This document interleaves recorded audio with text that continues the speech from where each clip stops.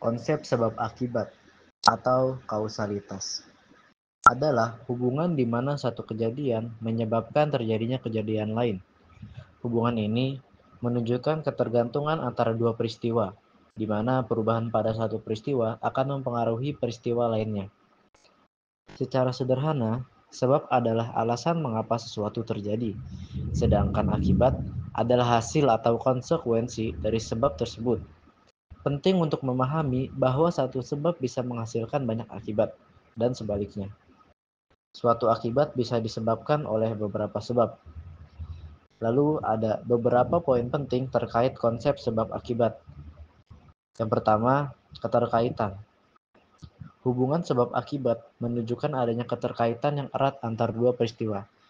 Satu peristiwa tidak akan terjadi tanpa adanya peristiwa lain yang mendahuluinya sebagai penyebab. Yang kedua, urutan waktu. Dalam hubungan sebab akibat, sebab selalu terjadi sebelum akibat. Peristiwa yang menjadi penyebab selalu mendahului peristiwa yang menjadi akibat. Yang ketiga, prediksi.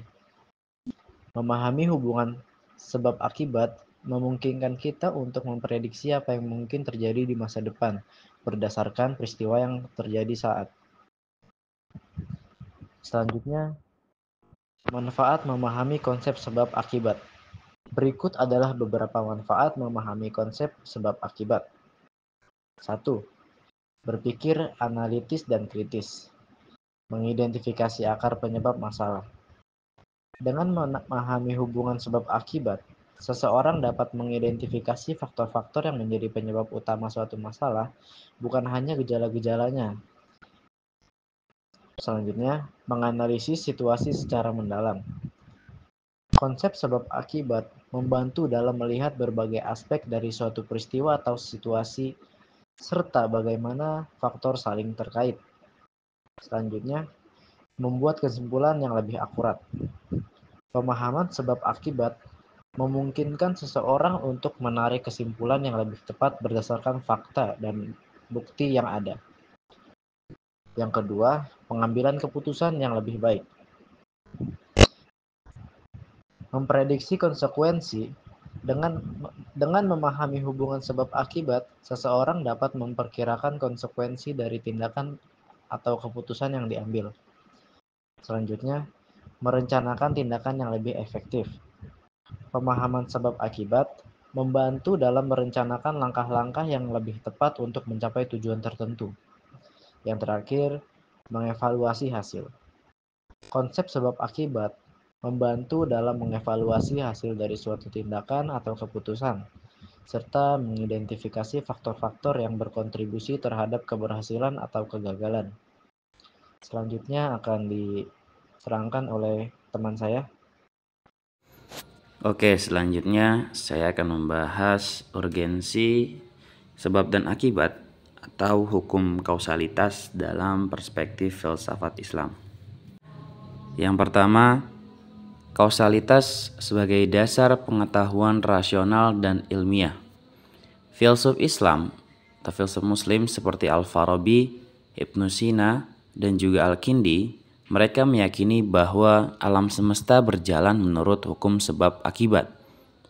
Ini sangat penting dikarenakan tanpa kausalitas kita tidak bisa mengembangkan ilmu pengetahuan. Kausalitas menjamin keteraturan dalam alam yang dapat dianalisis oleh akal.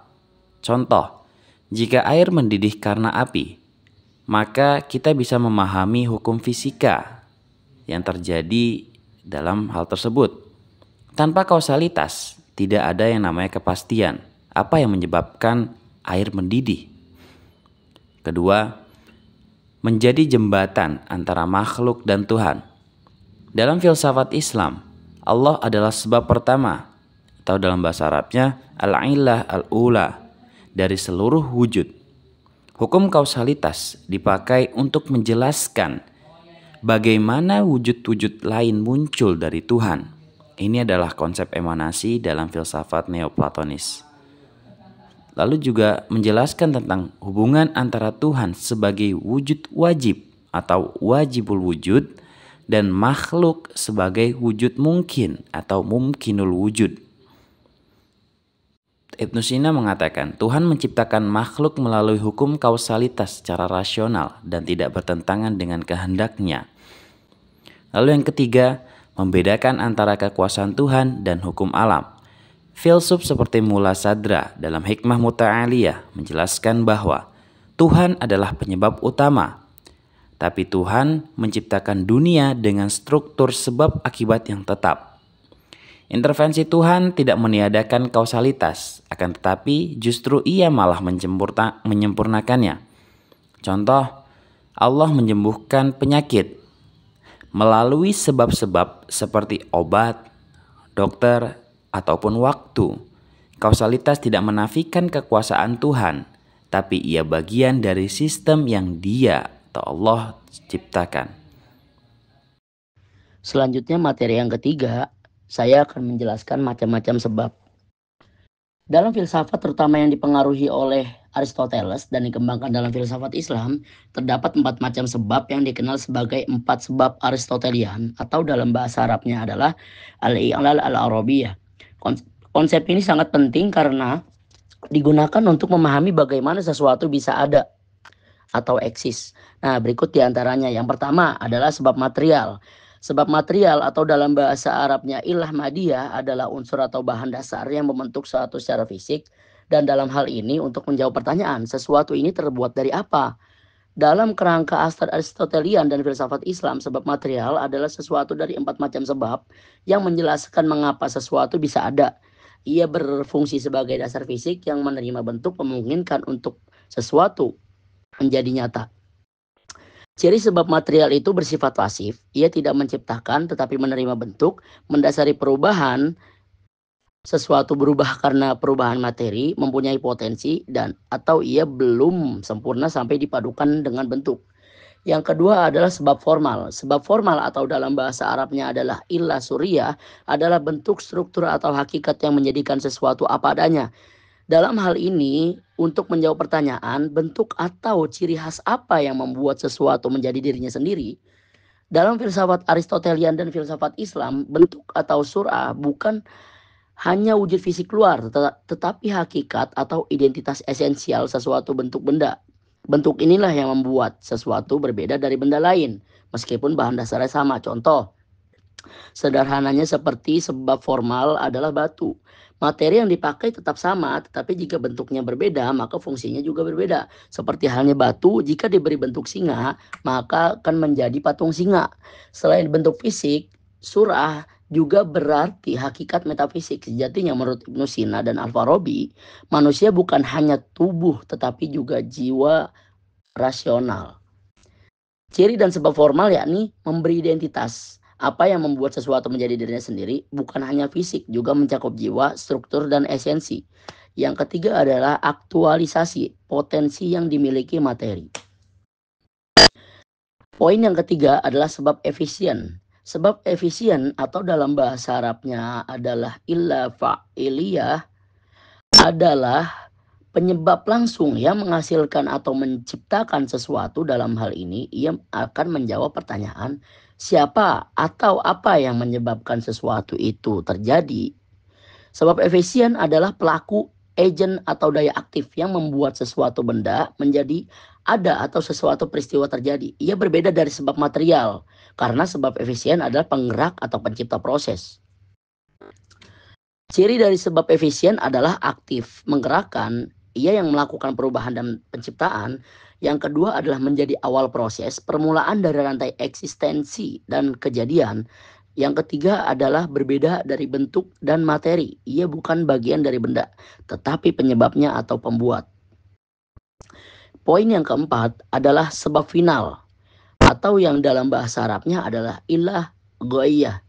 Sebab final adalah tujuan, adalah maksud atau maksud akhir dari keberadaan sesuatu benda atau perbuatan. Konteks ini untuk menjawab pertanyaan untuk apa sesuatu itu diciptakan atau dilakukan, atau misalnya apa tujuan akhirnya, apa tujuan finalnya. Dalam filsafat terutama Aristotelian dan filsafat Islam, sebab final adalah tujuan yang diinginkan oleh pembuat. Benda atau tindakan dianggap sempurna jika mencapai tujuannya. Tanpa sebab final, suatu peristiwa atau ciptaan dianggap tanpa arah atau makna.